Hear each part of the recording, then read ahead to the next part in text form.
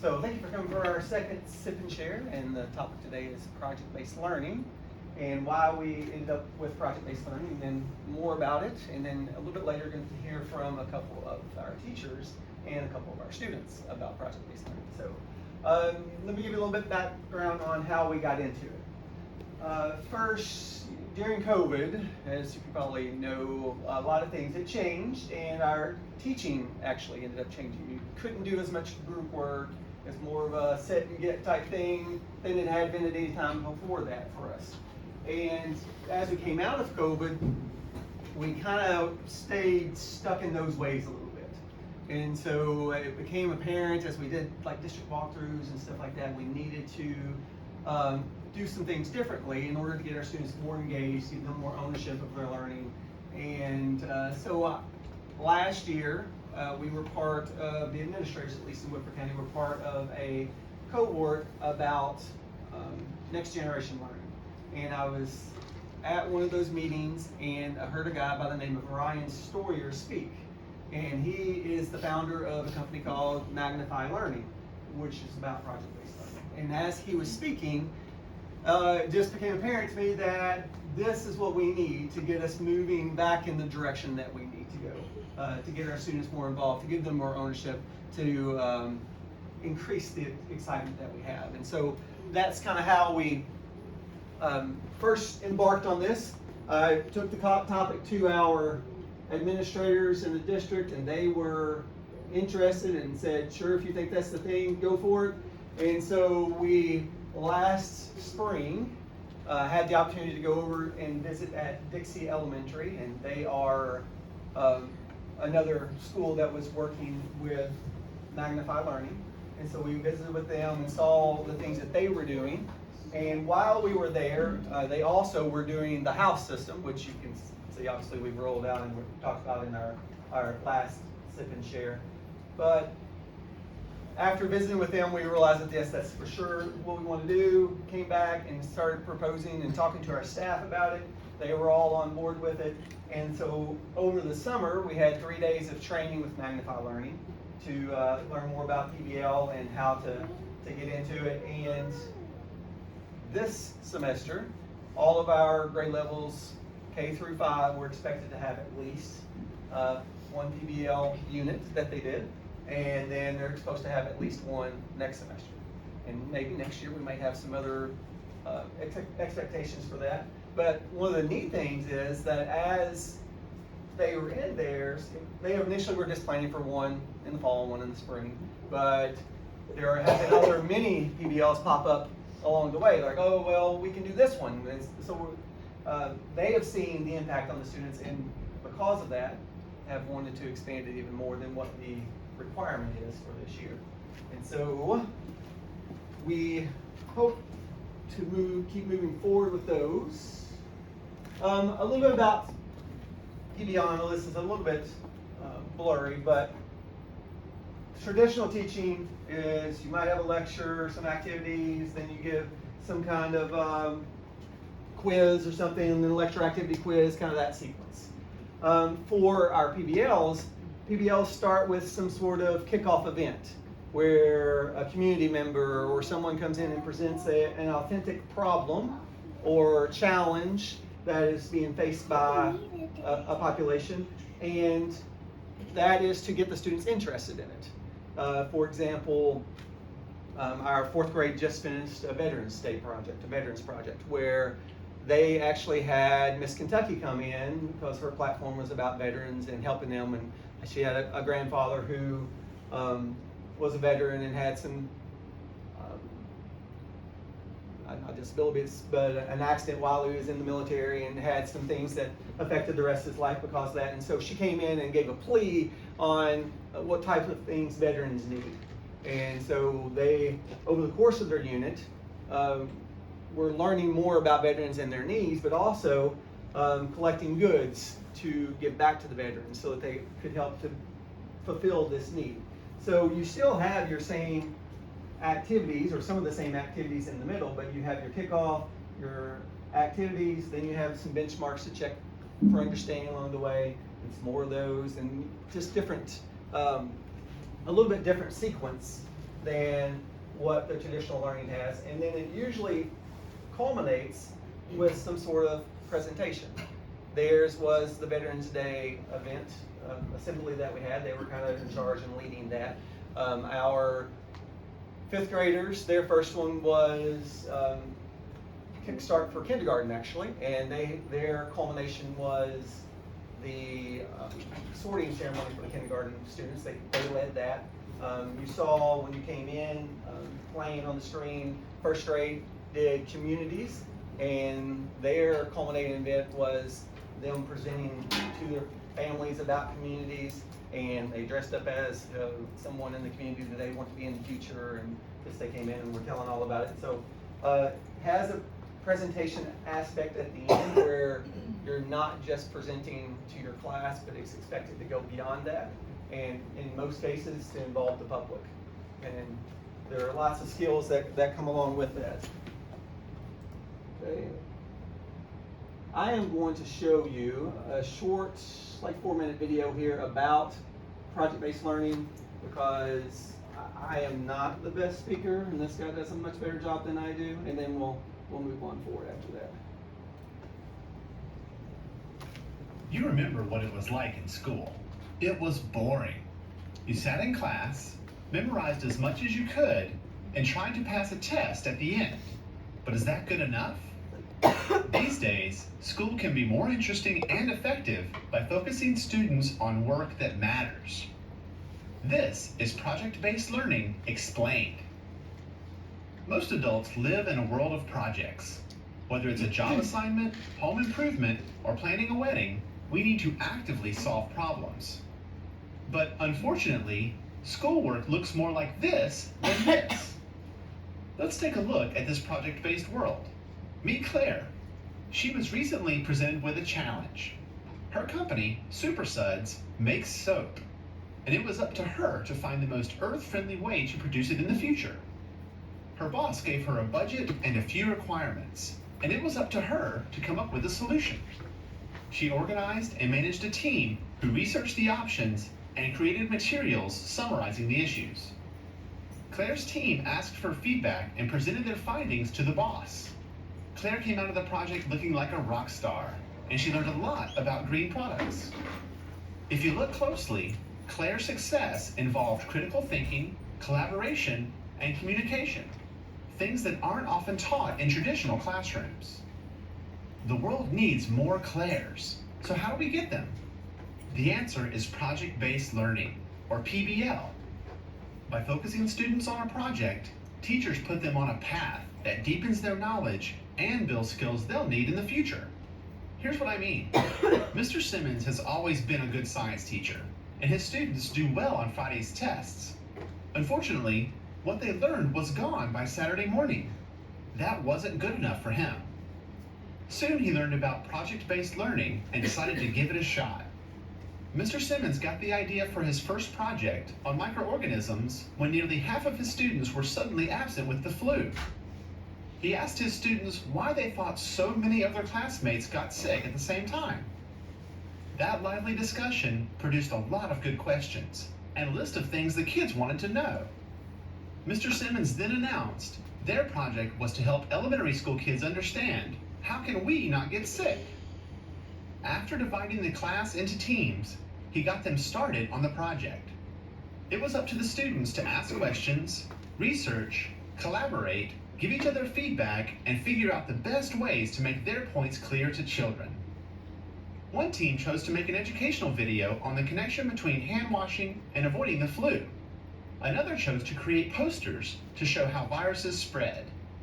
The project teams showed off their final work to an enthusiastic audience of parents and their children at a nearby elementary school. Sitting in the front row was our good friend and local rock star Claire, who saw a bit of herself in the students. It was clear that the project was a success for the students, the audience, and Mr. Simmons. His students practiced critical thinking, collaboration, and communication.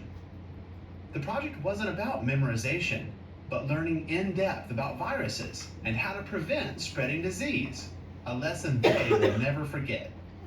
At the end of the presentation, Claire introduced herself to the students and told them that they were rock stars and that the world needs more people who can think like them. To learn more about project-based learning, go to BIE.org.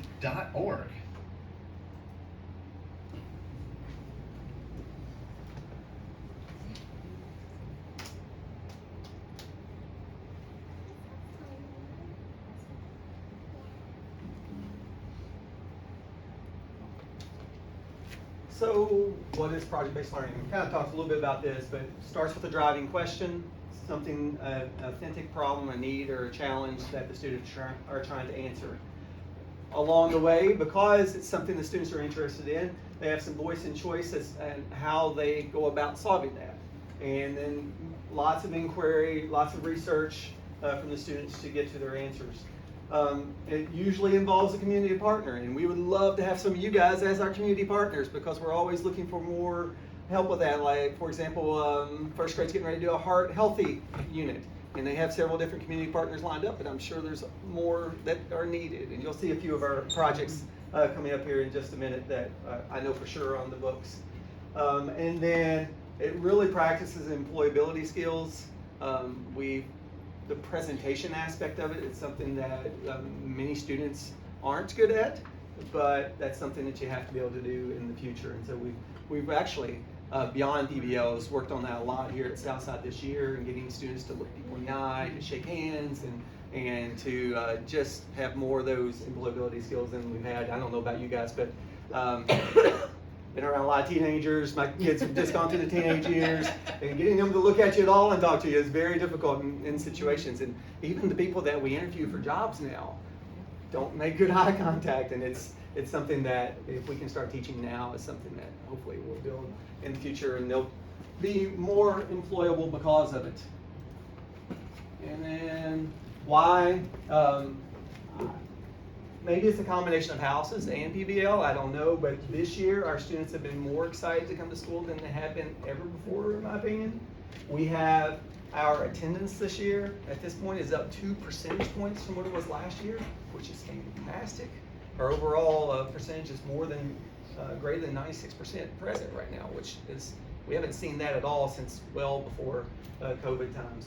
It shifts the classroom practices, even though I'm not asking, or we're not asking our staff to do PBLs all the time, the types of things that they used to do when they are doing their PBLs bleeds over into what they're doing when they're not doing PBLs. So it shifts those practices, improves those problem-solving skills, gives students more ownership of their own learning, boosts confidence, and promotes collaboration. All things that we think are essential.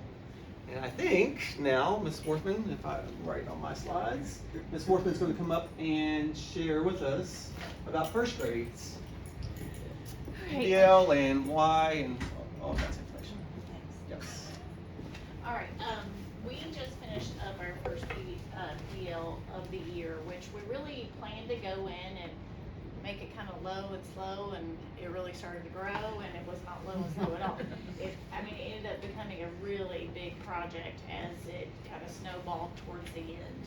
So we started out with just trying to look at our community and having the kids to be more familiar about the community that they live in, knowing that when they go downtown where the courthouse is, who works there, why they work there. So that was our major purpose when we started this out. And then all the construction started behind us on the playground, and the kids were so interested in about what was happening there, and it kind of developed into a project that we had going on with the former Mayor Troggett, on why people should move to Versailles. So we ended up partnering with Ball Homes, and they came and did a whole presentation on building homes here in Versailles and why we need more homes in Versailles. And then it kind of went also into a almost like a publicity thing for Versailles, where the kids created bulletin boards and a whole campaign on kind of the I Love New York spoof, but it was I Love Versailles. And then they adopted a community helper, and then we had a presentation night.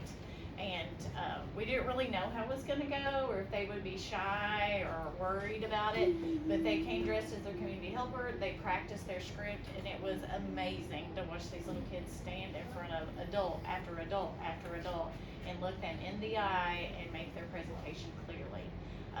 I mean, it was one of those moments as a teacher that you kind of have to keep yourself from crying because you're so excited to see how well they're doing with it. So they truly bought into this, and now we constantly go back to how we are good citizens and what it means to be a good citizen. When we went trick-or-treating downtown, they recognized Judge Kay, and they knew who he was, and they knew what his job was in the community. So like their connections back to their community has been amazing, and I think it will definitely connect on into what they're gonna learn in second grade, which will be more specific about government. But it really, as a teacher, we're very much planners, but it was like being in a boat and building it while you were on the ocean trying to sail it all at the same time. So as a teacher, we had to do a lot of breathing and just, knowing that it was okay that we might have to change plans midstream, because the plan that we made in July was not at all really what we ended up doing. By the end of all of this, it was way better than what we could have imagined it being. So I think our kids they were excited to come to school. They now know what is happening around them. They're aware of their community and really what their role is in the community. So our next big PBL coming up is going to start in January, where they will be posed with a question on how can we make healthy choices. And we are partnering with the American Heart Association and with the health department downtown to do a Heart Healthy January, February, where we'll also begin Jump Rope for Heart and raise money for the American Heart Association. So they're gonna be doing presentations on the heart, the way the heart works. We're gonna use math skills because they're all gonna get pedometers that they get to wear around, and they track their steps and talk about just the different choices they can make to lead a healthy lifestyle. So they are already excited about what's coming with that, and we're excited about planning it and getting it going. And the kids their knowledge of these things, it's increased vastly compared to completing a paper, reading a book, moving on. So we really love PBL and enjoy working even with the smallest of our kids here at Southside. I think a lot of people thought that little kids couldn't do what they were doing, and when we handed them nails and hammers, we didn't know if they would be able to do it either, and they really did. They walked away with so many memories, and some of the best journal entries that they had came out of those PBL times. So that's kind of what first grade does. All right, thank you very much, Mr. Worthman. And now we have Ms. Tolliver. I don't know if you're going to go first for the kids. Fifth grade? I'll go first. Okay. Good morning. This is my first year in fifth grade, but my fourth year at Southside, and the energy in this building has always been high. I think that this is the best place I've ever worked, and everyone here is so eager. So watching this develop over the summer was super exciting. And moving into fifth grade world, we sat down and we were like, okay, we can read anything on a fifth grade level. We can write about anything on a fifth grade level. So what problem are we really going to look at? And we wanted to create true leaders in this building. We wanted to send them off to middle school accountable for themselves, able to stand out, able to hold accountability and get their work done and be leaders. So we thought, what is a better way than taking on helping our kindergartners? So our posed problem is that we have a brand new group of Southside Stallions in kindergarten who don't know what it means to be a Southside Stallion. So we took time at the beginning of the year reading on leadership skills and analyzing what good characteristics leaders had in our community and in our government and in the world in general. And then we buddied up with the kindergarten class.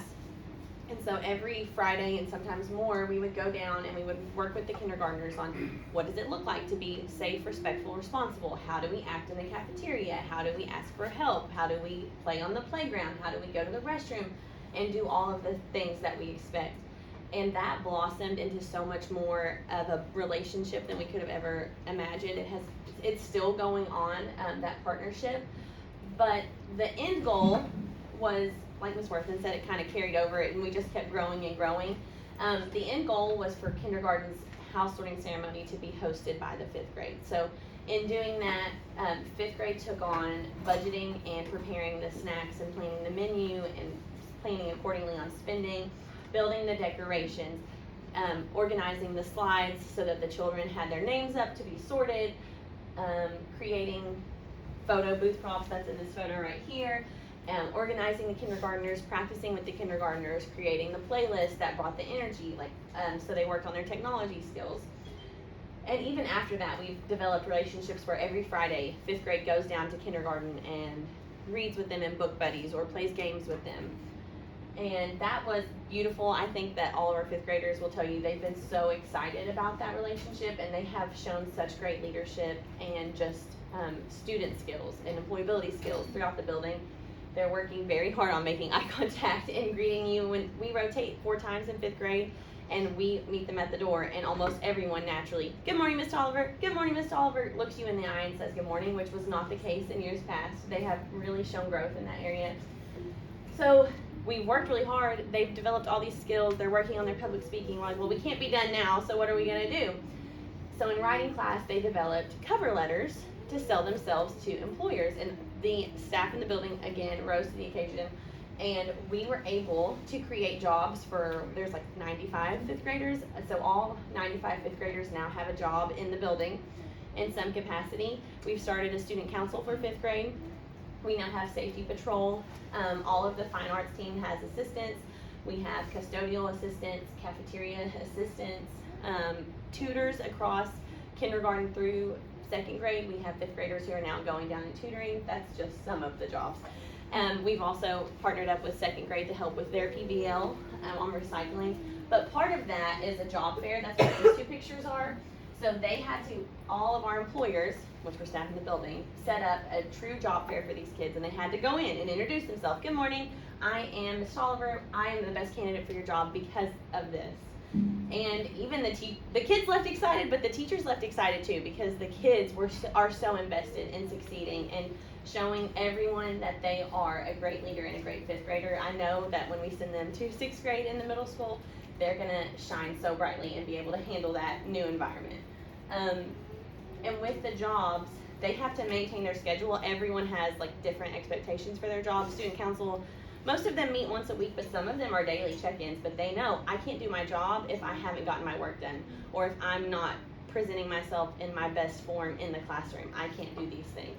So it's raised the expectation of their behavior and their work ethic, and we have seen such growth in that as well. And the kids that you would think, well, not everybody wants to go and tutor, or not everybody wants to be on student council, we were able to find employees that were able to work with them, and whatever their skills are, help them shine in that way, even if public speaking isn't their thing, or working one-on-one with a kindergartner might not be their favorite. So it's kind of grown and developed far beyond just the kindergarten house sorting ceremony, but it's been really special to see the kindergartners and the 5th graders meet up in the hallway, and they're greeting each other, and they have a special bond, and the houses have pushed that as well. So it's really taken off in 5th grade, and we're loving it. So now I'm going to let our 5th graders tell you more about that. You go first. Hi, I'm Ben, and I'm in 5th grade, and actually I just moved here this year, and I came from Oregon, and I think what the kindergarten house sorting ceremony has done, it's greatly improved their behavior and kind of what Ms. Tolliver said. And then the job fair was super cool because we got to go walk around and interact with everybody who was doing a job. And like the cafeteria ladies, they had hairnets and such.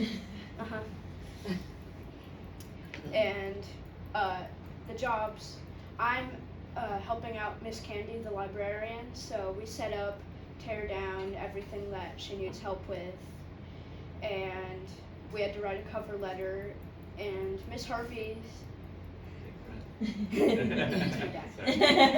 thought we did so good that we didn't have to write the thing that went with the cover letter.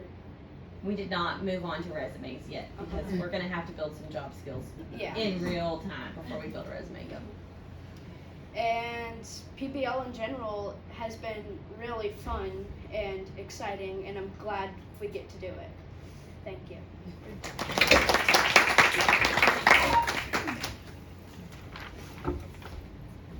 Hello, my name is Chelsea, and I'm in 5th grade, obviously. I've been here for 5 years, 6.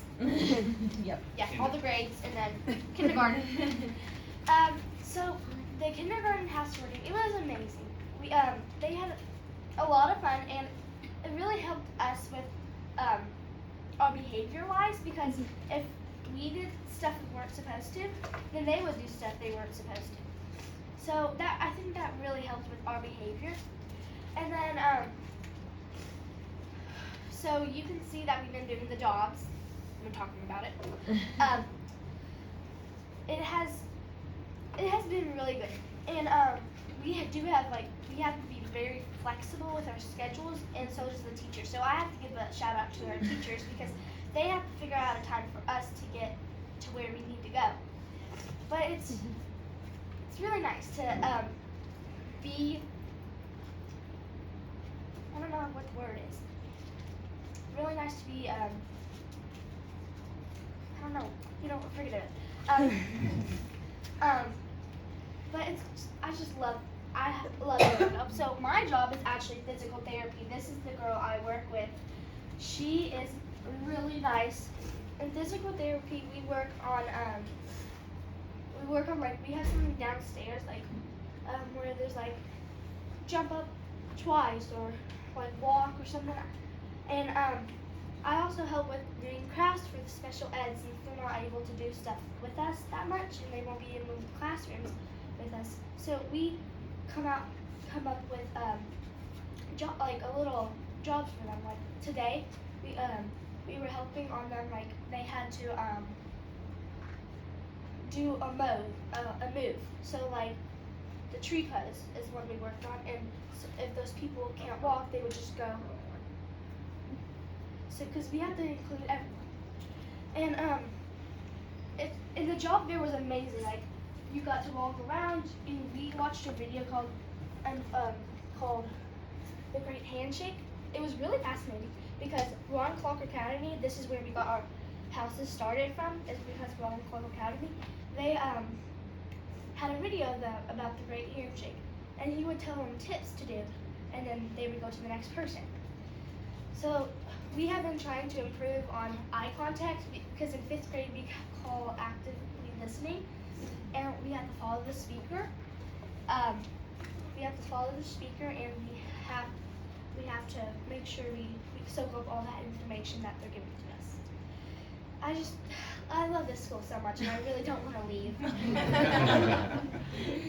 Thank you, Chelsea.